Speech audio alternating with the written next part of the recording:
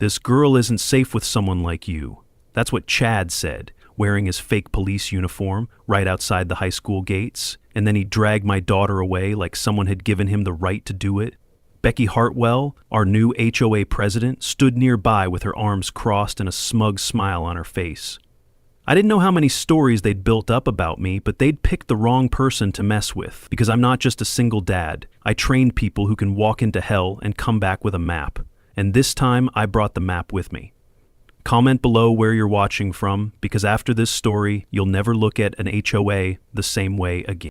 My name is Marcus Thompson, and 6 months ago I thought the worst thing about moving to Springdale Heights would be the property taxes. I was wrong. The worst thing was Rebecca Hartwell and her little kingdom of fake authority. But let me start at the beginning, because this story gets darker before it gets better. It was a Tuesday morning in October when I first saw the red warning sign planted in my front yard, like a battle flag. "Community standards violation," it screamed in bold letters, contrasting sharply against my blue house. I stood there in my running gear, coffee mug in hand, studying that sign the way I'd assess a tactical situation.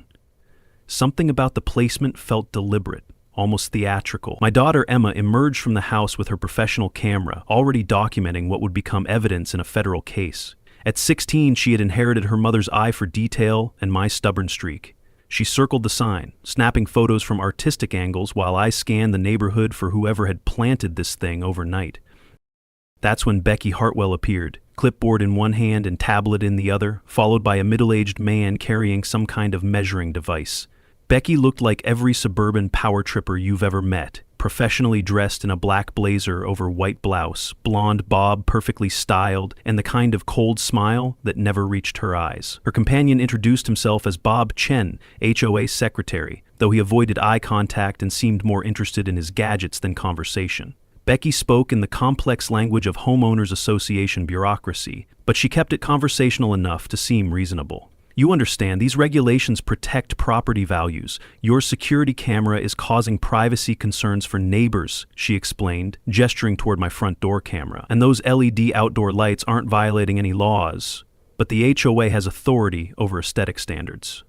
The way she emphasized authority made my military instincts kick in. I kept my voice level, explaining that I was a single father who'd lost his wife 3 years ago, still learning the neighborhood rules while raising a teenage daughter. Becky's expression didn't soften an inch. If anything, she seemed to enjoy my explanation. "I'm sure you mean well, Marcus, but good intentions don't excuse violations. You have 72 hours to comply or face a $750 fine." The ultimatum hung in the air like a challenge. Emma continued photographing everything, including Becky's reaction to being recorded. I noticed how Becky's professional mask slipped just slightly when she realized she was being documented. As we talked, Dr. Jessica Park walked by with her 12-year-old son, heading to their car for the morning school run. Becky immediately shifted into friendly neighbor mode, waving enthusiastically and calling out about neighborhood solidarity and working together for everyone's benefit. The contrast was jarring, one moment delivering ultimatums, the next playing community cheerleader. Jessica looked uncomfortable but nodded politely before hurrying her son along. I filed that interaction away, sensing there was more to the neighborhood dynamics than met the eye. Something about Becky's performance felt rehearsed, like she'd done this before. That evening, Emma and I sat in my home office, reviewing footage from our security system. What we discovered made my blood run cold. For the past 2 weeks, members of the HOA Council had been conducting surveillance on our house. The cameras had captured Becky, Chad, and Bob Chen taking photos, measuring distances, and even testing sightlines from neighboring properties. But the most disturbing clip came from 3 nights ago. Becky on her phone in front of our house, and if you read her lips carefully, she was saying, "Sarah Thompson, my dead wife's name." Emma paused the video at that exact frame, and we both stared at the screen in silence. Why would they be talking about Sarah? She'd never lived in this neighborhood, never even visited Springdale Heights. The only connection I could think of was her job at the development firm in Chester County, but that was 3 years ago.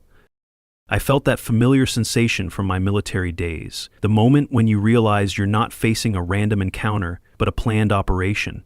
Emma must have sensed my shift in mood because she looked up from her laptop with concerned eyes. "Dad, this isn't normal HOA stuff, is it?" I shook my head, already planning our next moves. "No, sweetheart. This is something else entirely. As I watched the surveillance footage loop, showing Becky clearly articulating my wife's name, I knew we were dealing with someone who had done their homework on our family. The question was why, and how deep this rabbit hole went. That night, I called my commanding officer, Colonel James Mitchell, and requested a background check on Rebecca Hartwell. If she knew about Sarah, there was a connection I needed to understand. Emma, meanwhile, had already started her own digital investigation, pulling up social media profiles and public records with the efficiency of someone who'd grown up with technology. We were approaching this from different angles, but both of us sensed we were walking into something bigger than property violations and neighborhood politics. Becky Hartwell had made this personal by invoking Sarah's memory, and that was a line she shouldn't have crossed. The next morning, I implemented what the military calls counter-surveillance. While Emma got ready for school, I set up an observation post at my second-floor window, using field binoculars to monitor the street. Old habits die hard, and after 15 years training special operations soldiers, you develop an instinct for spotting threats before they spot you. What I saw confirmed my worst suspicions about our new neighbor's true intentions. Chad Morrison appeared at 0800 hours, driving what looked like an official patrol vehicle complete with emergency lights and HOA security decals. He was a pudgy man in his late 30s, wearing a uniform that screamed security theater, all the accessories of authority with none of the legitimacy. For the next hour, he conducted what he probably thought was professional surveillance, circling our block and stopping to take notes. From my vantage point, I could see him checking a clipboard and speaking into a radio, playing the part of official law enforcement. The performance would have been laughable if it wasn't so concerning. This wasn't random harassment. This was organized intimidation with props and procedure. Meanwhile, Emma had her multiple monitors running, tracking digital footprints like a teenage detective. Her computer skills had always impressed me, but today she was operating on another level entirely. "Dad, you need to see this," she called from her room.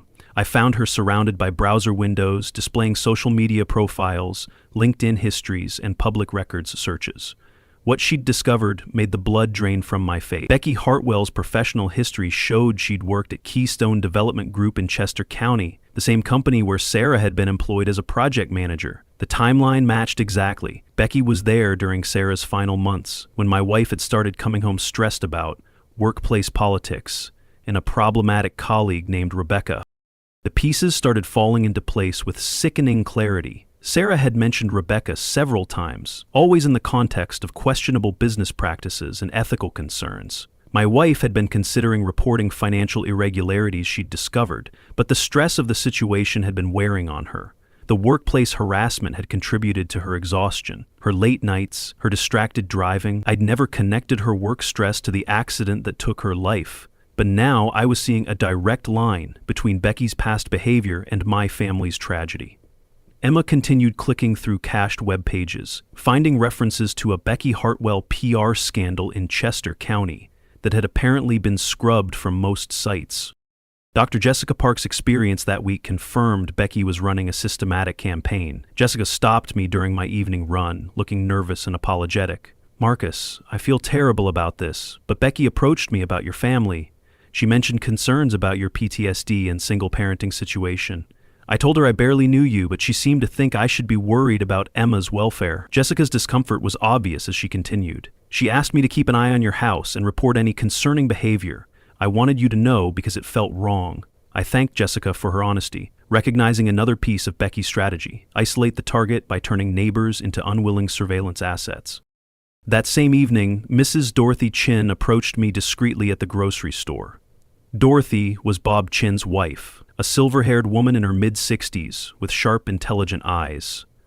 "We need to talk," she said quietly, glancing around the produce section like we were conducting a covert operation. "Not here, not now, but soon.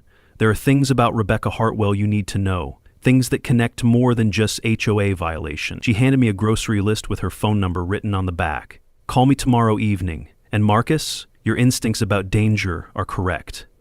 Before I could ask questions, she disappeared into the frozen foods aisle, leaving me with more questions than answers. Emma's digital investigation yielded another disturbing discovery that night. She'd managed to access cached emails from the HOA server.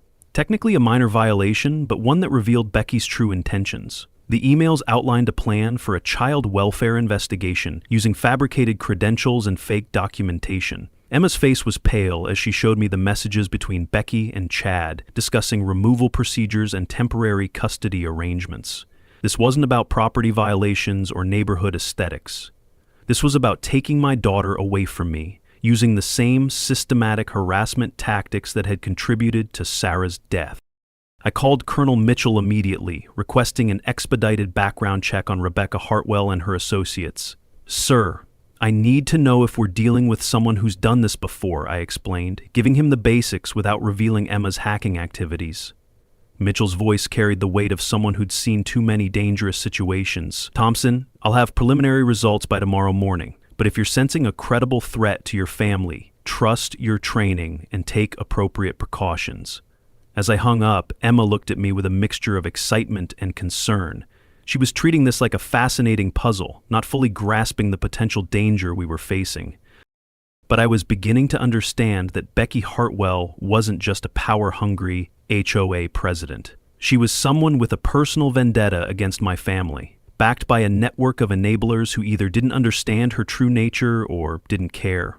The surveillance, the harassment, the targeting of Emma, it all pointed to someone who had planned this operation carefully and was escalating toward something much worse. As Emma continued her digital investigation into the night, I realized we were running out of time to stay ahead of whatever Becky had planned next.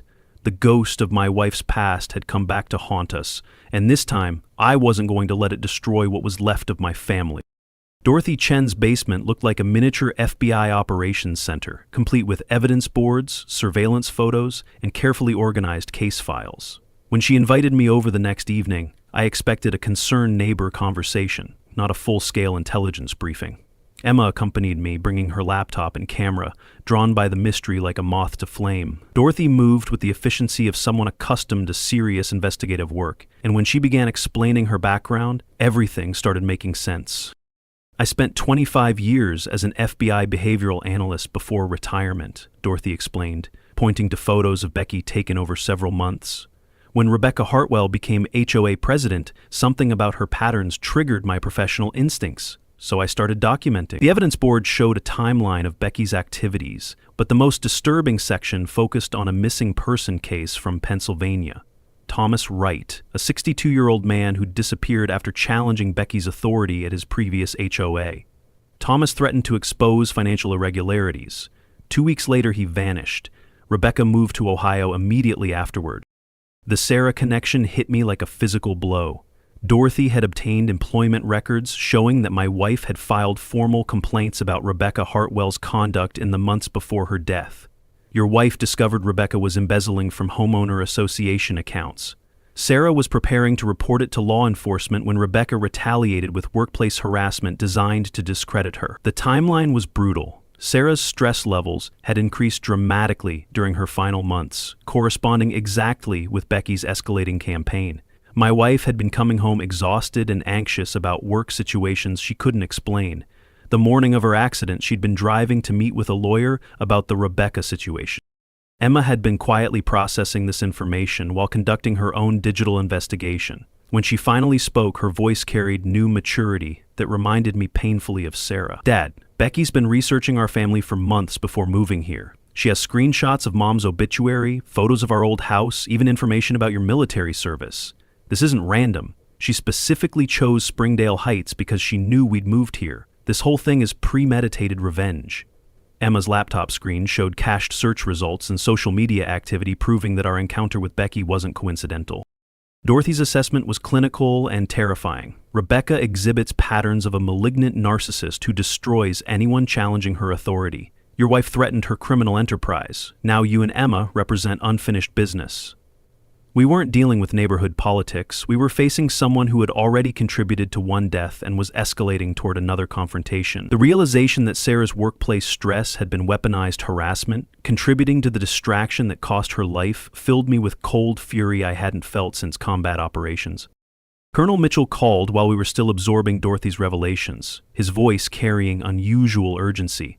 "Thompson, Rebecca Hartwell has a sealed juvenile record, restraining orders for stalking, and she's been in contact with private security contractors who specialize in problem resolution. Treat this as a credible threat to your family's safety." I thanked Mitchell and hung up, feeling operational planning instincts taking over. This had moved beyond harassment into active threat assessment, and my family was clearly in the crosshairs of someone with resources and willingness to escalate to violence. Emma's continued investigation during our conversation revealed even more disturbing intelligence. Dad, Dorothy, Chad Morrison has connections to SecureMax Incorporated, a company sued for civil rights violations and illegal detention. And I found floor plans of our house in his cloud storage. The violation of privacy was disturbing, but the implications were worse. They weren't just planning harassment. They were planning something that required detailed knowledge of our home's layout. The systematic nature of their preparation suggested we were facing people who had done this before and had refined their methods through practice. As we prepared to leave Dorothy's house, she handed me a thick folder containing everything she'd collected. "Marcus, I'm contacting the Bureau tomorrow morning. This has moved beyond HOA harassment into potential federal crimes, conspiracies, stalking across state lines, and possibly accessory to homicide in Thomas Wright's case." She paused, looking every inch the seasoned investigator she'd once been. "But Rebecca doesn't know we've connected these dots yet. That gives us a brief advantage, and in cases like this, timing is everything." The drive home was silent except for Emma's typing as she continued researching. When we pulled into our driveway, Chad's patrol car was parked across the street, engine running, occupant watching. The surveillance had become overt. Emma noticed the surveillance too, reflexively documenting everything through her passenger window.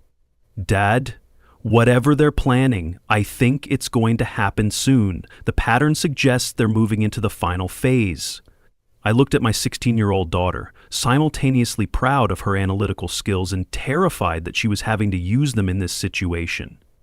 But Emma was right about the timing, the surveillance, the escalating harassment, the research into our family. It all pointed to an endgame that was approaching faster than I'd anticipated. The ghost of my wife's past had returned to haunt us, and this time I wasn't going to let it destroy what remained of my family. Thursday morning started like any other day, except for the sensation that we were being watched from multiple angles. Emma had school, I had training exercises at the base, and neither of us mentioned the electric tension that had been building for days. As I drove Emma to Springdale High, I noticed the same black SUV that had been parked on various streets near our house all week. The occupants were trying to be discreet, but after years of teaching surveillance detection to Special Forces operators, their amateur hour tactics were painfully obvious. Emma kissed my cheek before getting out of the car, but her goodbye carried extra weight. "Dad, I've got my phone with location tracking enabled, and I set up an automatic live stream to a private account if I activate emergency mode, just in case." At 16, my daughter was thinking like a counterintelligence operative, and the fact that she felt it necessary broke my heart. I watched her walk through the school entrance, noting the security cameras and exit points out of habit. Everything about this felt like the calm before a storm that was about to break over our family. The call came at 11:47 in the morning, while I was running training scenarios with a group of Green Beret candidates. My phone buzzed with Emma's emergency signal, followed immediately by a text message. "Fake CPS here, going with them to avoid scene, track my location, trust me." My blood turned to ice as I realized Becky had finally made her move. I excused myself from the training exercise and called the school's main office, only to be told that Child Protective Services had arrived with proper documentation to remove Emma Thompson for a welfare evaluation. The administrator sounded apologetic, but insisted everything appeared legitimate. I broke every speed limit getting back to Springdale Heights, calling Colonel Mitchell on the way to report a potential kidnapping in progress. "Sir, I need immediate federal assistance. My daughter has been taken by individuals impersonating government officials." Mitchell's response was swift and professional. "Thompson, I'm contacting FBI immediately. Do not engage suspects alone. This could be the break we need to bring down this entire operation." But as I raced through traffic, my military training warred with my parental instincts. Every fiber of my being screamed to find Emma and eliminate the threat, while my operational experience warned against rash action that could make things worse. Dorothy Chen was waiting in my driveway when I arrived, her face grim with determination.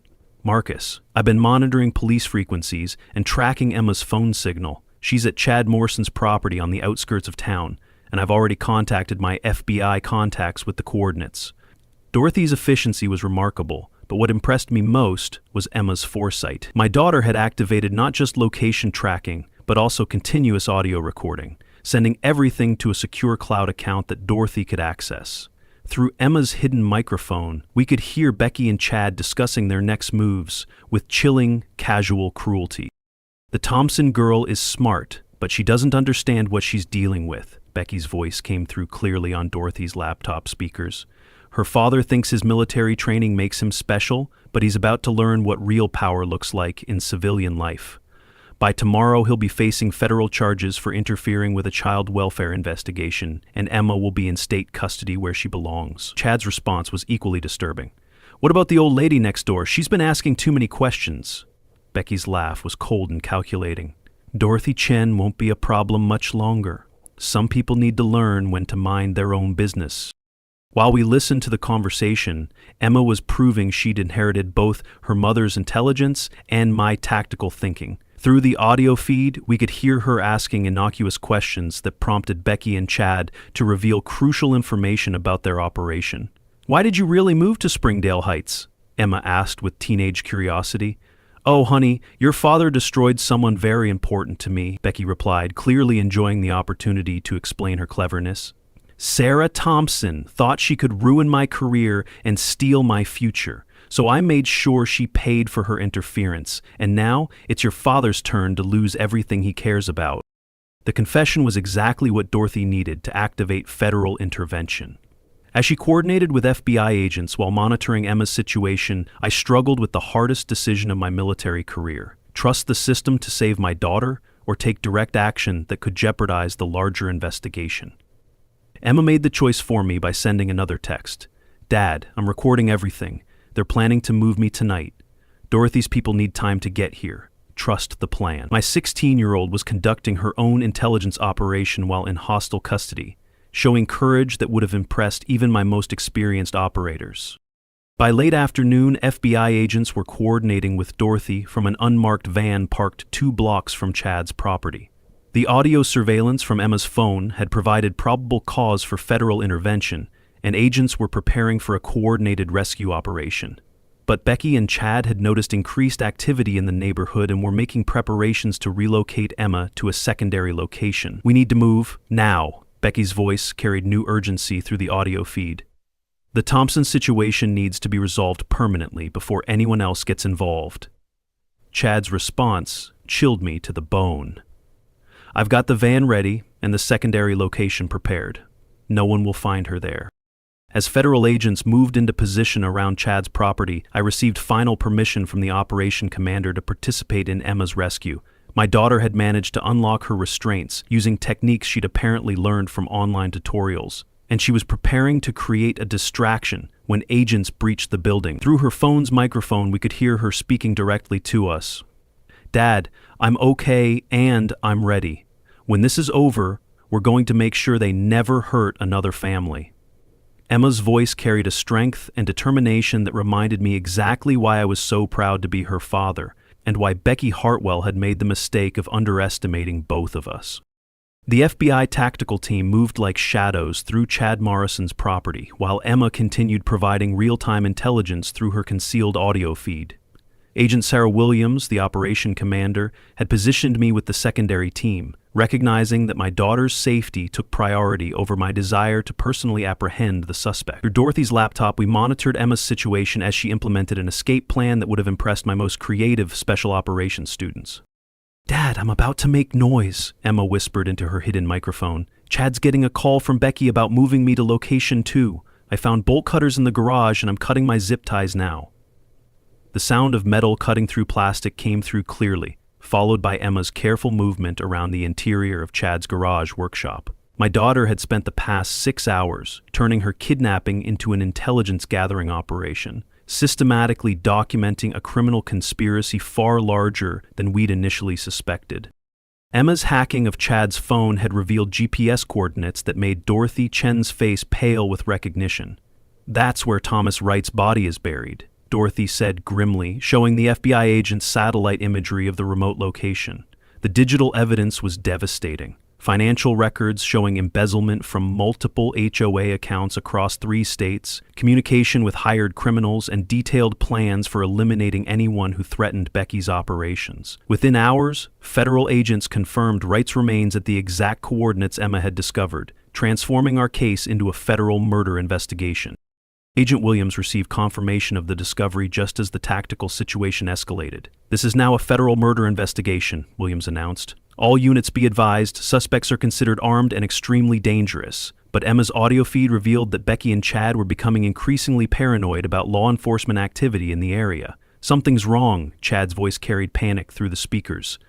"There are too many unmarked vehicles in the neighborhood. We need to abort and activate the emergency protocol." Becky's response was chilling in its casual cruelty. "Fine.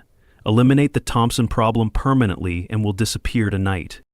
The tactical situation changed instantly as agents realized Becky and Chad were preparing to harm Emma rather than simply relocate her. "All units execute immediate breach," Agent Williams commanded. "Priority 1 is subject safety." Through the audio feed, we could hear Emma moving toward the garage door she'd quietly unlocked, preparing to meet the rescue team halfway. My daughter's tactical thinking was keeping her alive while federal agents closed the distance to her location. The coordination between Emma's escape attempt and the FBI breach was textbook special operations, and I'd never been more proud or more terrified in my life. Chad Morrison's panic when he discovered Emma's empty restraints provided crucial minutes for the tactical team to establish positions. "She's gone. The girl escaped," Chad shouted into his radio, followed by Becky's furious response. "Find her now. If she gets away, we're all going to prison forever." But Emma was already moving toward the FBI perimeter, her phone's GPS signal guiding agents to her exact location. When Agent Williams called Package Secure confirming Emma's safety, I felt 18 years of military training finally pay off in the most important mission of my life.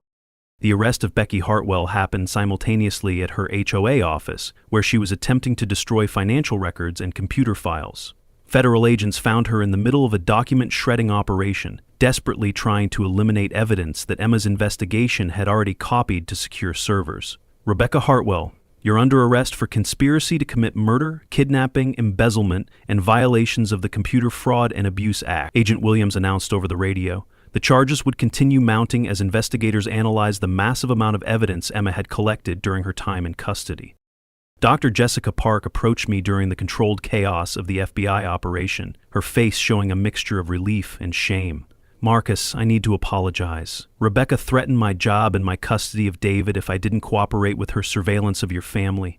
I was terrified of losing my son, but I should have warned you sooner about what she was planning." Jessica's admission revealed another layer of Becky's systematic manipulation, using fear and intimidation to turn neighbors into unwilling accomplices. The entire community had been living under a reign of psychological terror disguised as neighborhood management. When Emma finally emerged from the FBI debriefing, she looked exhausted but determined. My daughter had spent 6 hours conducting counterintelligence operations while in hostile custody, collecting evidence that would put Becky Hartwell away for life. "Dad, I got everything. The murder confession, the financial records, the plans for eliminating other families who might challenge her authority. She's been doing this for years across multiple states." Emma's investigation had uncovered a pattern of criminal behavior that stretched back to Rebecca's college years, revealing someone who had learned to weaponize administrative systems against anyone who opposed her will. As federal agents processed the crime scene and began arresting Becky's network of enablers, I realized that my family had survived something far more dangerous than neighborhood harassment.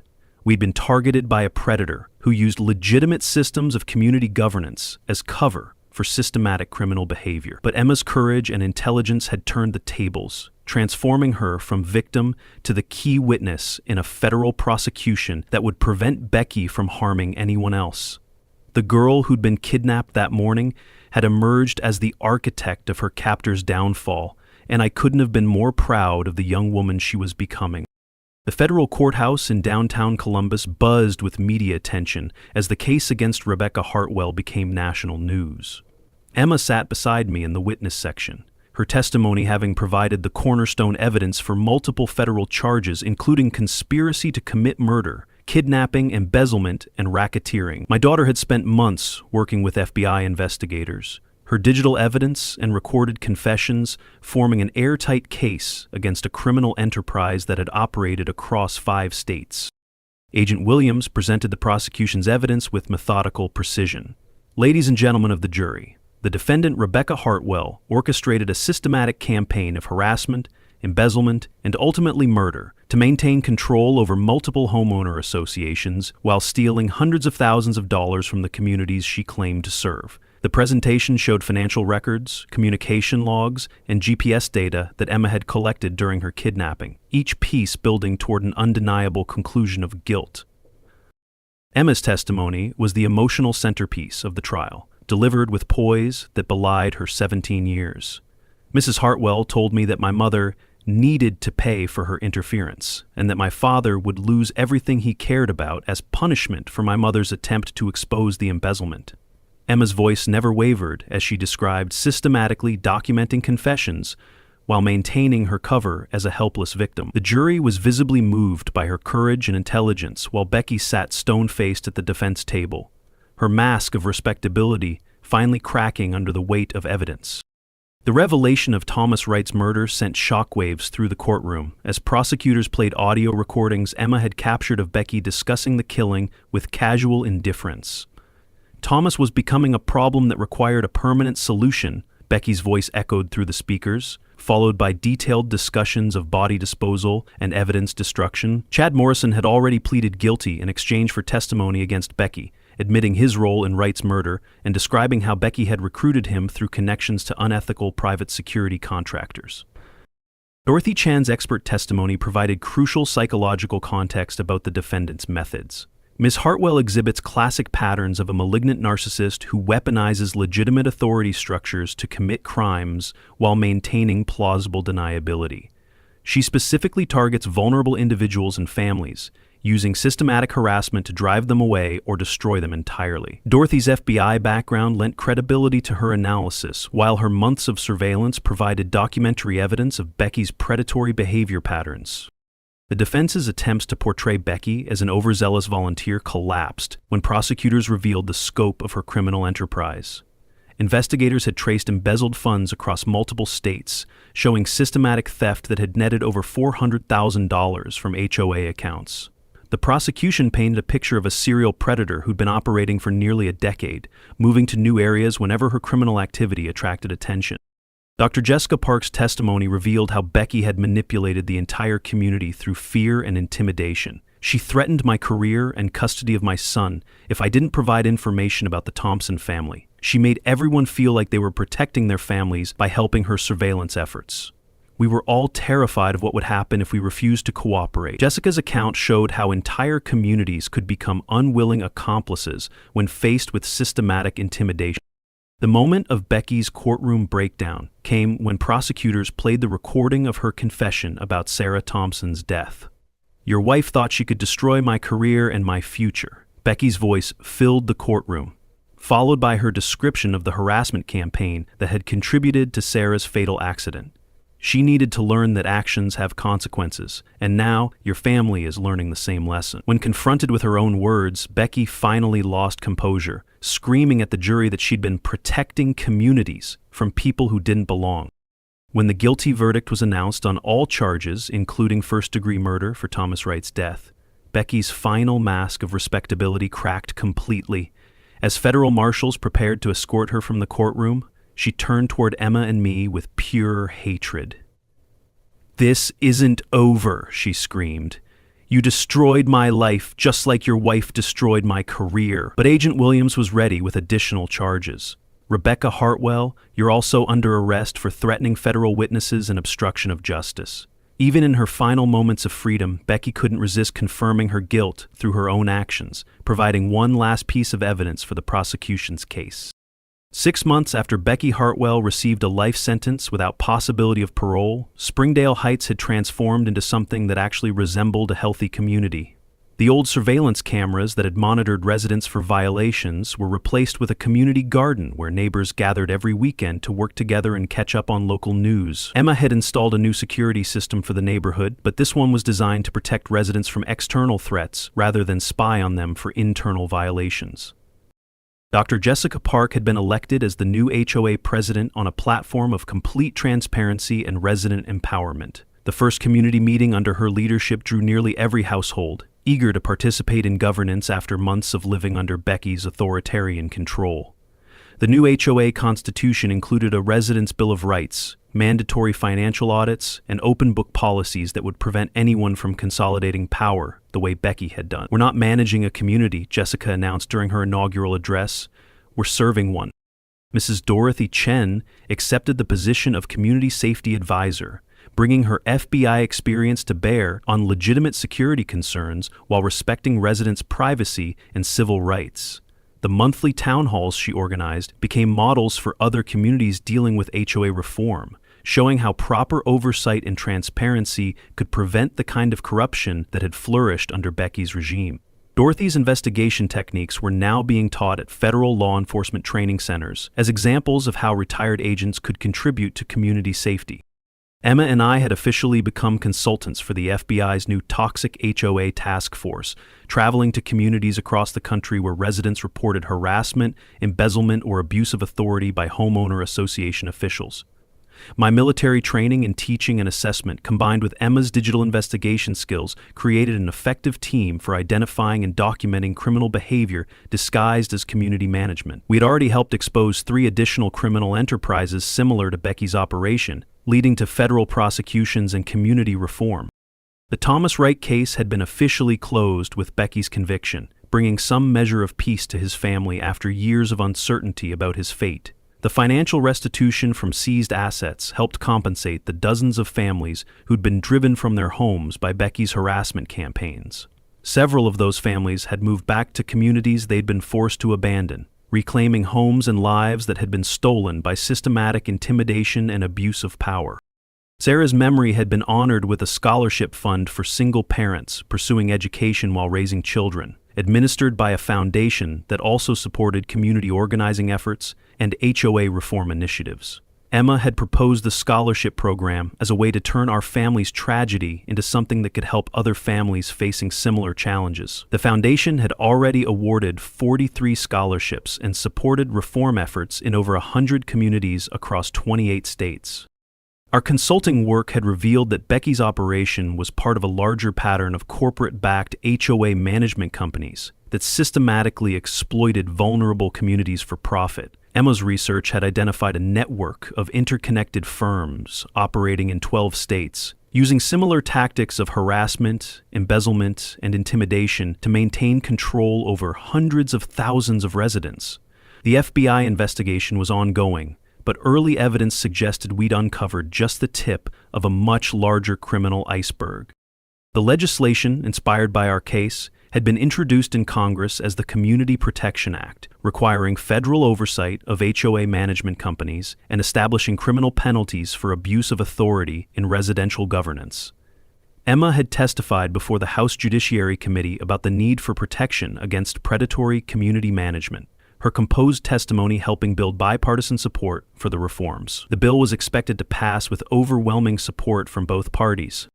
During a recent consulting trip to investigate complaints about an HOA in Arizona, Emma received a case file that made both of us pause. The pattern of harassment and systematic intimidation was identical to what we'd experienced, but the scale was much larger. Over 2,000 families across 6 communities, all managed by subsidiaries of the same corporate entity. "Dad, this is what Becky was part of," Emma said, analyzing the financial connections between the various management companies. "We didn't just stop one criminal. We found the edge of an entire network."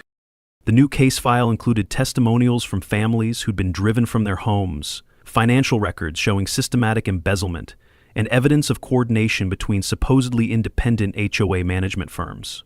Emma's digital investigation had revealed online forums where families shared stories of harassment identical to our own experience, suggesting that hundreds of communities might be dealing with variations of the same criminal enterprise. "This is bigger than we thought," I admitted, reviewing the scope of the evidence Emma had compiled. As we prepared for our next investigation, Emma set up her mobile command center in our hotel room. Multiple laptops, secure communication systems, and digital forensics equipment that would have impressed my special operations colleagues. "Ready for another round, Dad?" she asked, her fingers already flying across keyboards as she began mapping the corporate connections between suspect HOA management companies. I looked at my daughter, now 18 and preparing for college with a major in criminal justice and computer forensics, and felt proud of the team we'd become. The sign at the entrance to Springdale Heights had been replaced with something that reflected our community's transformation, protected by citizens who've been through hell and back with maps. It was Emma's idea, a reminder that ordinary people have extraordinary power when they work together and refuse to accept abuse disguised as authority. The old surveillance cameras were gone, replaced by community gardens and neighbors who actually knew each other's names. And every morning, when I run past that sign, I remember that sometimes the best way to honor the dead is to protect the living. Our story had started with a red violation notice planted in our yard like a declaration of war, but it had ended with a community that understood the difference between legitimate governance and criminal exploitation. Emma's courage had turned her from victim to prosecutor, while my military training had finally found its most important mission, protecting families from predators who hide behind badges and bureaucracy. And somewhere in the federal prison system, Becky Hartwell was learning that actions really do have consequences, especially when you underestimate the determination of a father and daughter who refuse to let evil triumph over justice. Epilogue Reverie, revised 870 words.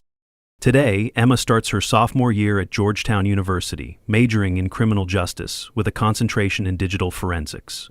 The skills she developed during our ordeal with Becky Hartwell have made her one of the most promising young investigators in federal law enforcement, contributing to major cases involving corporate fraud and organized crime. Every conversation we have about her work reminds me that our family's tragedy led to her discovering a calling that will protect countless other families from similar predators. The Toxic HOA Task Force has grown into a permanent FBI division, with Emma and me serving as senior consultants on cases involving community governance corruption. We've helped expose criminal enterprises in 37 states, leading to over 200 federal prosecutions and the reform of more than 1,000 homeowner associations. The patterns are always similar: predators who exploit legitimate authority structures to commit crimes while terrorizing anyone who challenge. But now law enforcement knows how to recognize them, document their activities, and bring them to justice. Sometimes I stand in my backyard, looking at the community garden where Becky's surveillance cameras used to monitor our every move, and marvel at how completely our neighborhood has transformed. Children play in areas that used to be off-limits due to arbitrary HOA regulations. Neighbors gather for barbecues without fear of violation notices, and everyone knows they have rights that can't be violated by petty tyrants with clipboards and fake authority. The change didn't happen overnight, but it happened because people refused to accept that bullying and corruption were just the way things work. Dr. Jessica Park had been elected as the new HOA president on a platform of complete transparency and resident empowerment, while Mrs. Dorothy Chen accepted the position of community safety advisor. The new HOA constitution included a residents' bill of rights, mandatory financial audits, and open book policies that would prevent anyone from consolidating power the way Becky had done. The monthly town halls Dorothy organized became models for other communities dealing with HOA reform, showing how proper oversight and transparency could prevent corruption from taking root. The Community Protection Act passed Congress with overwhelming bipartisan support and was signed into law last year, creating federal protections against HOA abuse and establishing oversight mechanisms for residential governance. Emma was invited to the bill signing ceremony, where she met families from across the country whose lives had been improved by the reforms our case had inspired. The legislation had already prevented dozens of potential Becky Hartwells from gaining power over vulnerable communities, while providing legal remedies for residents facing harassment and abuse. Our consulting work continues to reveal new aspects of organized crime disguised as community management, and Emma's research suggests we've only begun to understand the scope of the problem. But we've also seen communities transform themselves once they understand that governance should serve residents rather than exploit them. Every family we help, every criminal we expose, every community that reforms itself into something healthy and democratic feels like a victory for Sarah's memory and validation of Emma's courage during those terrifying days when we thought we might lose everything. Sarah's memory had been honored with a scholarship fund for single parents pursuing education while raising children, administered by a foundation that also supported community organizing efforts and HOA reform initiatives. The foundation had already awarded dozens of scholarships and supported reform efforts in over 100 communities across multiple states, turning our family's tragedy into something that could help other families facing similar challenges and creating lasting change in how residential communities operate. The Thomas Wright case had been officially closed with Becky's conviction, bringing some measure of peace to his family after years of uncertainty about his fate. The financial restitution from seized assets helped compensate the dozens of families who'd been driven from their homes by Becky's harassment campaigns, while several of those families had moved back to communities they'd been forced to abandon, reclaiming homes and lives that had been stolen by systematic intimidation and abuse of power. During a recent consulting trip to investigate complaints about an HOA in Arizona, Emma received a case file that made both of us pause. The pattern of harassment and systematic intimidation was identical to what we'd experienced, but the scale was much larger. Over 2,000 families across 6 communities, all managed by subsidiaries of the same corporate entity. "Dad, this is what Becky was part of," Emma said, analyzing the financial connections between the various management companies. "We didn't just stop one criminal, we found the edge of an entire network." As we prepared for our next investigation, Emma set up her mobile command center in our hotel room. Multiple laptops, secure communication systems, and digital forensics equipment that would have impressed my special operations colleagues. "Ready for another round, Dad?" she asked, her fingers already flying across keyboards as she began mapping the corporate connections between suspect HOA management companies. I looked at my daughter, now 18 and preparing for a career in federal law enforcement, and felt proud of the team we'd become. The sign at the entrance to Springdale Heights had been replaced with something that reflected our community's transformation, protected by citizens who've been through hell and back with maps. It was Emma's idea, a reminder that ordinary people have extraordinary power when they work together and refuse to accept abuse disguised as authority. Our story had started with a red violation notice, planted in our yard like a declaration of war. But it had ended with a community that understood the difference between legitimate governance and criminal exploitation. Emma's courage had turned her from victim to prosecutor, while my military training had finally found its most important mission, protecting families from predators who hide behind badges and bureaucracy. At QA Stories, we don't just tell stories, we let the chaos speak for itself. If this one blew your mind, wait till you see what's next.